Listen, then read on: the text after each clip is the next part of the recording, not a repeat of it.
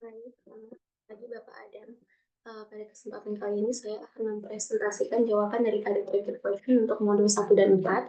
Nama saya Adelia Nadine dengan NPM 23061575551. Langsung saja ke modul yang pertama, yaitu Introduction to Polymer Chemistry. Pertanyaan pertama yaitu apa yang dimaksud dengan polimer dan mengapa polimer berbeda dengan molekul kecil biasa. Jadi polimer adalah molekul besar atau makromolekul yang tersusun dari banyak unit kecil yang berulang-ulang atau yang disebut monomer yang terikat secara kimia dan membentuk rantai panjang.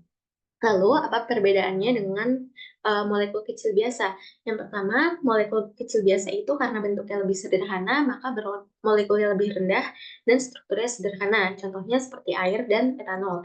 Sedangkan untuk polimer, berat molekulnya itu sangat besar karena kan dia bentuknya rantai, jadi beratnya itu tambah besar dan bisa ratusan ribu sampai jutaan satuan massa atom.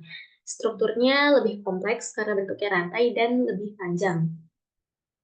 Lalu, yang kedua, jelaskan pengertian mengenai monomer dan unit ulang, dan berikan dua contoh polimer dan unit ulangnya tersebut. Yang pertama, yaitu adalah penjelasan mengenai monomer. Monomer adalah molekul kecil yang dapat bergabung satu sama lain dan membentuk polimer. Lalu, unit ulang adalah bagian dari struktur polimer atau monomer yang terus-menerus diulang sepanjang dari lantai polimer itu sendiri. Contohnya di sini seperti ada polimer polietilena dengan monomernya itu etilena, rantai CH2 double bond CH2, dan unit ulangnya adalah CH2 bond CH2. Lalu yang kedua adalah polimer polistirena. Dengan monomer adalah stirena dengan rantai C6H5, bond CH dengan double bond CH2, dan unit ulangnya adalah CH2, CH, C6H5. Lalu yang berikutnya, apa yang dimaksud dengan derajat polimerisasi atau DP dan bagaimana cara menghitungnya? Jadi, derajat polimerisasi sendiri adalah jumlah unit yang berulang dalam satu rantai polimer. Bagaimana cara menghitung DP adalah dengan cara membagi berat molekul rata-rata polimer atau yang kita bisa sebut sebagai MW dan berat molekul unit ulangnya. Lalu untuk soal yang keempat, yaitu jelaskan mengenai konsep berat molekul, rata-rata, nomor berat molekul rata-rata bobot, dan indeks polidisparitas atau PDI. Yang pertama adalah number average molecular weight atau berat molekul rata-rata nomor.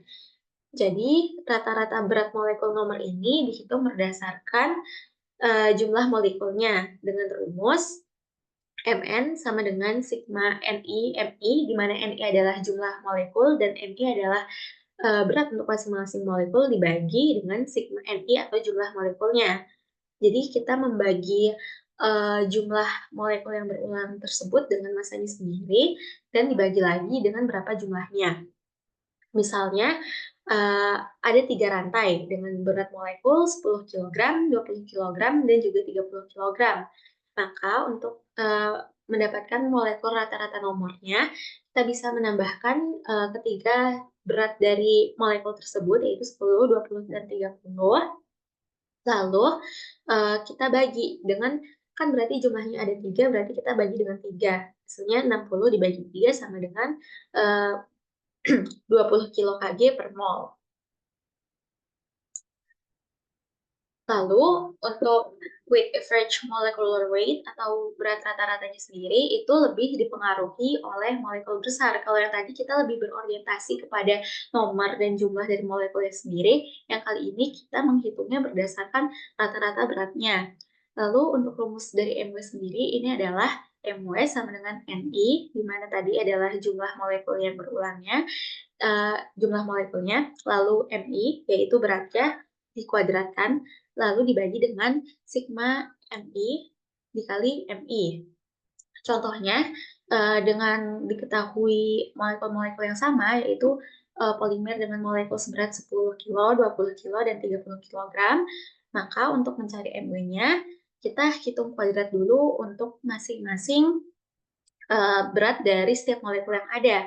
10 yang 10 kilogram kita kuadratkan menjadi 100 kilogram, yang 20 kita kuadratkan menjadi 400, dan yang 30 kita kuadratkan menjadi 900. Jadi jumlah totalnya adalah 1400. Lalu, sigma NIMI adalah sigma dari hasil kali jumlah molekulnya dikali beratnya. Berat yang linear tanpa dikuadratkan, itu 10 ditambah 20 dan 30, hasilnya jadi 60. Jadi hasil MW-nya adalah 1400 dibagi 60, yang mana rata-ratanya itu sekitar 23,3 kg per mol. Lalu selanjutnya adalah Polydisparitas Index atau PDI. PDI ini mengukur sebaran panjang atau bobot rantai. Apabila PDI-nya hasilnya setelah dihitung sama dengan 1, artinya semua rantai punya panjang atau berat yang hampir sama persis. Jadi setiap rantai-rantai atau molekul yang menyusun polimer ini beratnya kurang lebih sama. Dan biasanya ini tidak terjadi di polimer nyata, karena polimer nyata biasanya beratnya bervariasi dan ratanya panjangnya berbeda-beda. Lalu jika PDI-nya setelah dihitung lebih dari 1, maka artinya terjadi variasi atau ada perbedaan berat antara molekul tersebut yang ada di rantai polimernya. Cara menghitung PDI adalah dengan membagi MW atau molecular weight-nya dengan MN, molecular number weight-nya. Contoh untuk soal yang sebelumnya, kita kan sudah ketahui kalau MW-nya adalah 23,3 dan MN-nya adalah 20. Setelah dibagi ternyata PDI-nya 1,165, di mana ini PDI-nya melebihi 1. Maka artinya terjadi variasi atau beratnya itu tidak sama rata atau ada variasi antara setiap molekulnya. Lalu yang kelima, apa pengaruh berat molekul tinggi dan rendah terhadap sifat material polimer? Yang pertama, apabila berat molekulnya tinggi, maka polimer tersebut akan cenderung lebih kuat dan tahan panas. Yang kedua, dia lebih elastis. Dan ketiga, viskositas lelehnya tinggi dan sulit diproses. Cuman, apabila berat molekulnya lebih rendah, maka polimer tersebut lebih mudah diproses dan juga kurang kuat atau kurang fleksibel. Lalu selanjutnya adalah klasifikasi polimer. Secara umum, polimer diklasifikasikan menjadi 3. Yang pertama, berdasarkan asalnya. Yang kedua, berdasarkan perilaku termalnya. Dan yang ketiga, berdasarkan sifat molekulernya. Yang pertama, kita akan membahas terlebih dahulu mengenai klasifikasi polimer berdasarkan asalnya. Untuk polimer berdasarkan asalnya itu ada yang jenisnya alami, semi-sintetis, dan juga sintesis. Lalu apa bedanya? Kalau yang alami itu polimernya cenderung berasal dari makhluk hidup atau diproduksi oleh makhluk hidup seperti tumbuhan, hewan, dan mikroba.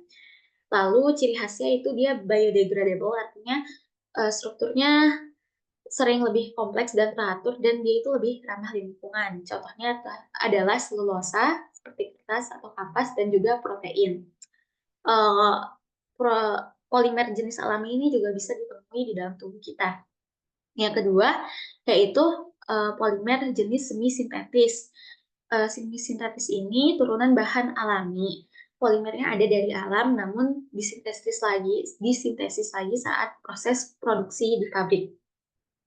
Ciri khasnya adalah struktur aslinya dimodifikasi secara kimia untuk memperbaiki sifat, atau misalkan ada polimer dengan sifat tertentu, namun kita membutuhkan untuk produksi suatu jenis barang dengan spesifikasi tertentu, maka polimer tersebut akan disintesis lagi di pabrik produksinya untuk mencapai sifat yang diinginkan.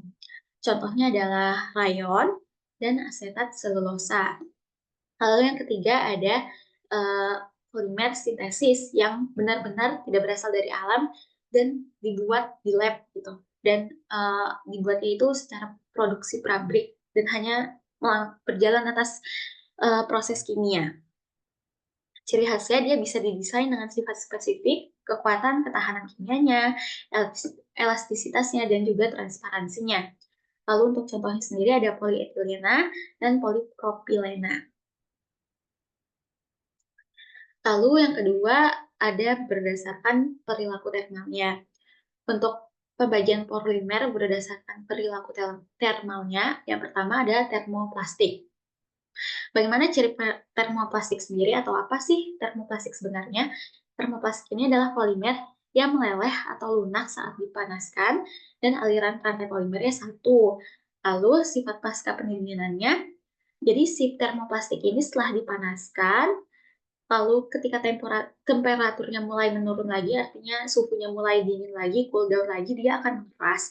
Tapi apabila setelah polimer ini mengeras kita pengen dilelehkan lagi, dia bisa kembali dilelehkan dan terus berulang seperti itu untuk dibentuk terus-menerus. Contoh produknya adalah botol PET, ember, PP, casing keyboard, ABS, dan lain sebagainya. Lalu yang kedua adalah termoset. Termoset ini adalah polimer yang setelah satu kali pemanasan, setelah melewati satu kali proses pemanasan, dia akan membentuk ikatan silang. Setelah ikatan silangnya terbentuk, struktur tiga dimensinya kaku dan dia tidak bisa dipanaskan kembali seperti termoplastik. Jadi, sifat pasca pendinginannya, dia tidak bisa dilelehkan ulang dan tahan terhadap suhu tinggi dan bahan pelarut. Contohnya adalah resin epoksi, bakelite, dan bakelite. Lalu yang terakhir, untuk pembagian polimer berdasarkan perilaku termalnya ada elastomer.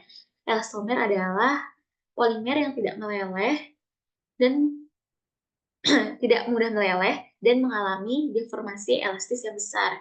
Artinya deformasi elastis yang besar itu apabila kita melihat ke kurva tegangan-tegangan, jadi dia uh, kurva bagian daerah elastisnya itu besar dibandingkan plastisnya. Artinya setelah dikenakan gaya, dia bisa kembali lagi ke bentuk semulanya tanpa terjadi deformasi plastis. Contohnya itu seperti ban karet atau karet gelang, di mana mereka misalkan kita kenakan gaya, mereka masih bisa uh, kembali ke bentuk semuanya, kecuali gaya yang ditanggung sudah lebih dari apa yang mereka bisa maksimal tanggung. Lalu yang terakhir, pembagian polimer berdasarkan sifat molekulernya. Yang pertama ada polimer linier, di mana topologi rantainya atau bentuk rantainya itu rantainya panjang, uh, tidak ada cabangnya, dan saling tumpang tindih rapat. Lalu gimana sifatnya? Sifatnya itu kerapatannya tinggi, kekuatan tarik baik, dan titik leleh relatif lebih tinggi. Lalu untuk contoh polimer sendiri ada HDPE, dan PVC linier. Lalu yang kedua adalah struktur bercabang. Bagaimana sih struktur bercabang tuh? Jadi untuk struktur bercabang sendiri polimernya terdapat rantai utama yang panjang, lalu terdapat cabang-cabang pendek setelahnya. Lalu sifatnya adalah kerapatannya lebih rendah, lalu titik leleh dan kekuatan tariknya lebih rendah serta viskositas lelehnya turun. Untuk contoh polimernya sendiri ada LDPE, dan polietilena bercabang. Lalu yang ketiga ada polimer dengan struktur tersilang, di mana rantai utamanya ini saling dihubungkan dengan ikatan kovalen, yaitu crosslink. Lalu untuk sifatnya sendiri, kekuatan dan ketahanan bentuknya tinggi, sulit melebur, dan sifat elastis jika crosslinknya rendah. Lalu untuk contoh polimernya sendiri ada karet, vulkanisir, resin, dan epoksi.